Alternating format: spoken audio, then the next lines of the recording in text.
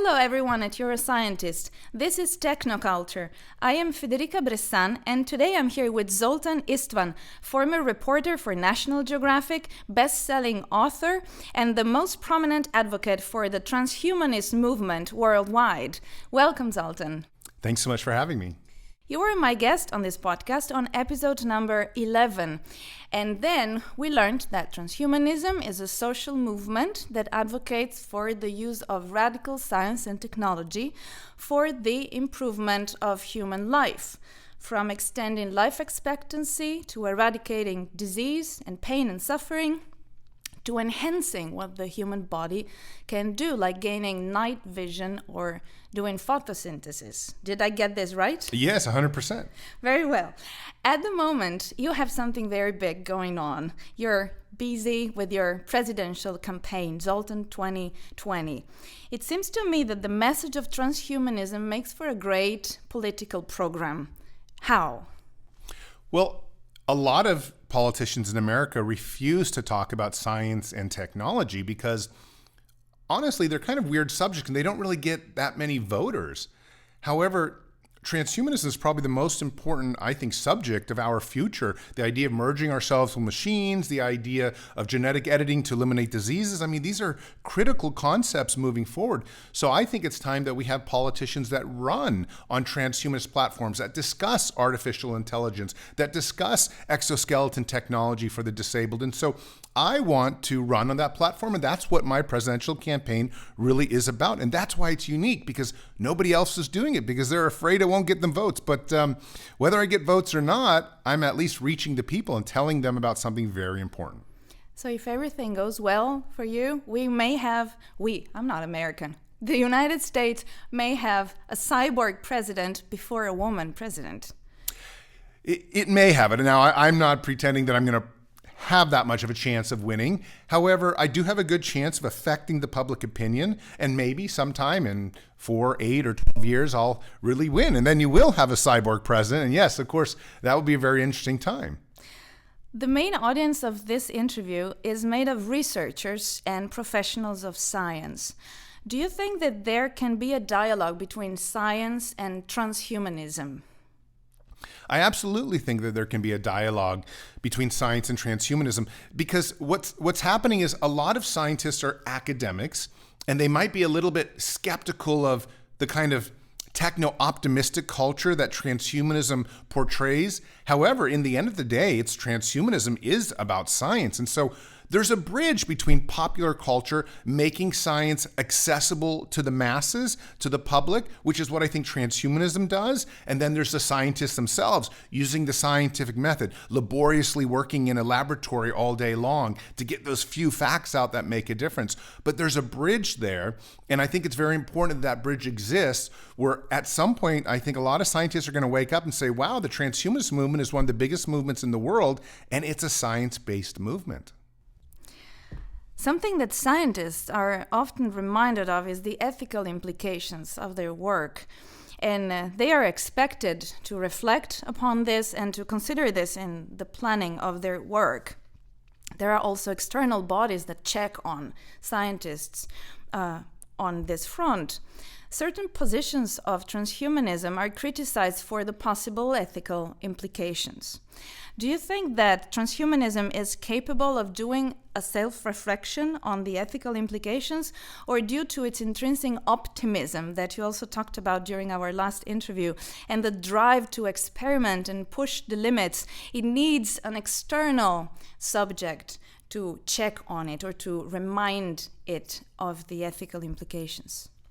Well, naturally, since I'm such a big fan of transhumanism, I think we can reflect on the science, we can reflect on our social movement, we can reflect on the philosophy in a way that makes it objective. Now, others might disagree with me, but I think that there's enough of a huge cross-platform of transhumanists, from those who are very left-leaning to those who are very right-leaning to those who don't want to merge with machines and those who just want to remain biological.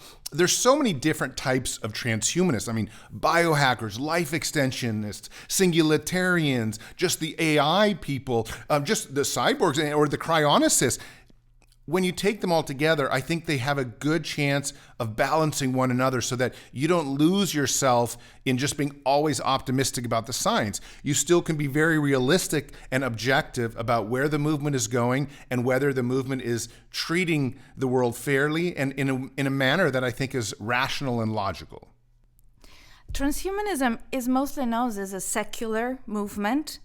Are necessarily religion and transhumanism at odds, or there's a way to conciliate religious faith and transhumanism, which might be an interesting question for you right now because you're clearly trying to extend your electorate, and America is notoriously still a very religious country. Well, it's true. America is about 80% Christian, and so, everyone believes in Jesus and going to heaven, and of course the number one goal of transhumanism is to use science to try to live indefinitely, overcome biological death. So there's a conflict there. However, I am trying to expand the religious perspective of transhumanism because I don't think I can actually ever win as a politician unless I can bring Christian transhumanists into my fold and say, well, look, this is a movement for all of us. So then, outside of, I guess, overcoming death, the real number one goal of transhumanism is to overcome suffering. And we want to use science and technology to do that. And I think most Christians can very much accept that idea. But then you even get into the kind of more quasi-spiritual ideas, quantum archaeology or 3D bioprinting. There's even this possibility that some Christians believe this, some Christian transhumanists, that you might be able to, at one point in the future, in 50, 100 years, use artificial intelligence to 3D bioprint out entire human beings. And maybe when you talk about Jesus and the second coming and raising the dead, this is a way to look at that. So I often tell Christians, hey, maybe the science is actually part of Jesus's plan all along.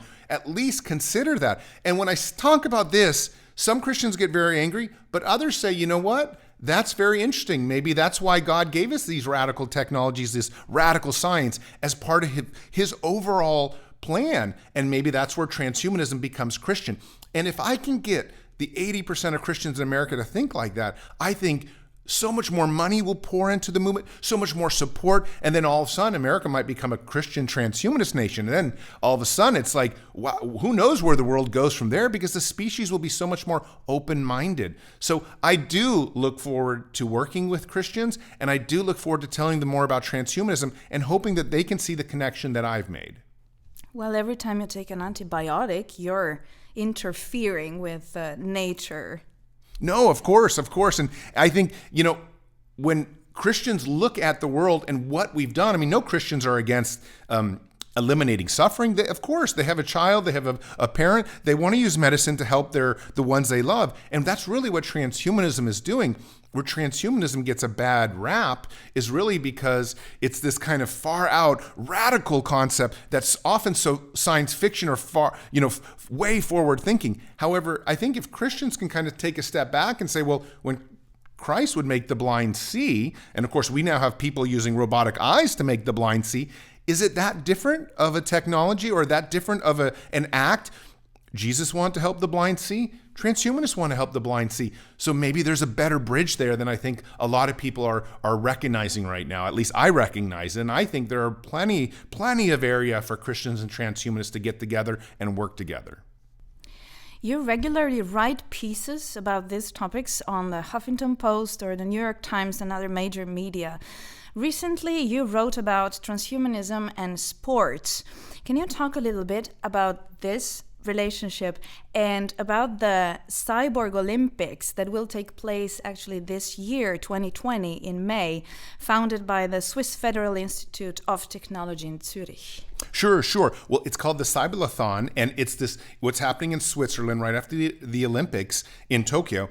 And it's very interesting because you have all these athletes, and some of them don't have legs, some of them can't see, some of them don't have arms, and yet there are all these competitions. So like, for example, somebody who doesn't have legs, you will put them into a wheelchair. It's actually not a wheelchair, it's like a bicycle, and then you'll put on robotic legs, And with those robotic legs, they'll connect it to the brain, the neural system, and then they'll ride a bike. Now, again, these are people without legs. They'll ride a bike around a track and race each other. And the way that they're pedaling is by thinking of it, and the thinking goes through this, microchip that's attached to their head into these fake robotic legs or these bionic legs, and that's how they pedal. And so this is an incredible type of sporting event because it's not, you don't have muscles to pedal. You're pedaling with your mind, making the robotic legs work. And it's incredible because it's a brand new type of sport. And what's very interesting is there's a good chance that within 10 or 20 years, when you put on some of these kinds of equipment, these exoskeleton suits or these robotic legs, somebody without legs will run faster than the very fastest person on planet Earth, because at some point that technology just becomes way better than the biology. In fact, there are people now working on exoskeleton suits that make you run so quickly that you can run across water. So a human being has to run, I think, 73 miles per hour to be able to run across like a lake. So soon we might even have running races across lakes because of this technology that allows you to run 5 times faster than what a normal person would run. It's very interesting because I think a lot of the Paralympics or disabled people are some of the very first people that are attempting to use this technology. And what a lot of people don't realize is very quickly those disabled people are going to become more functional, faster runners, better jumpers than a normal able-bodied person. And so can you imagine, and this is going to all happening already and happening in the next 10 and 20 years. So we're entering a very different age. There really won't be anything as so-called disability anymore. In fact, those that have these kind of transhumanist technologies attached to their bodies will have additional ability. In fact, so much more so that we have the Cyborg Olympics, but there might have to be something like a transhumanist Olympics in the future where it's only specialized body parts that you put on. And you can't, because otherwise you would just be cheating. I mean, somebody who had an exoskeleton suit would be running 10 times faster than the other person. Transhumanism is often said to be a controversial movement. What do you think is the biggest misconception about transhumanism?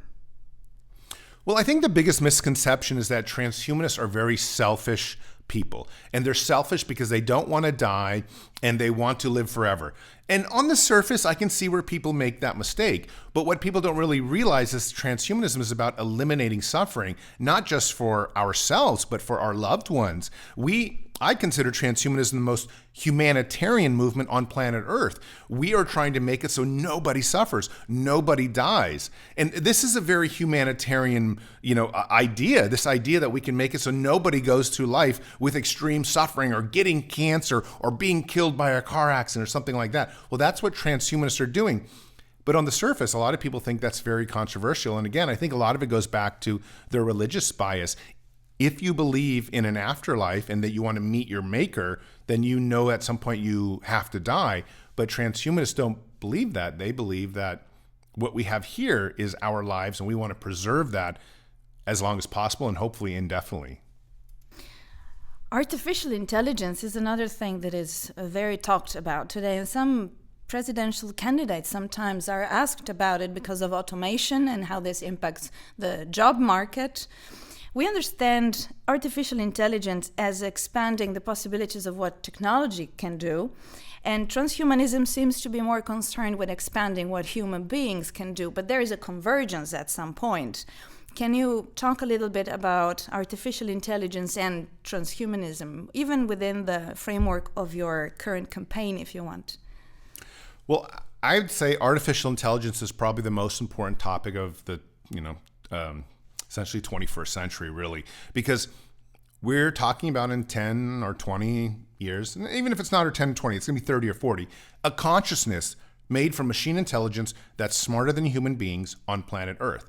And we better make sure that consciousness likes us and doesn't do away with us because it doesn't like human beings.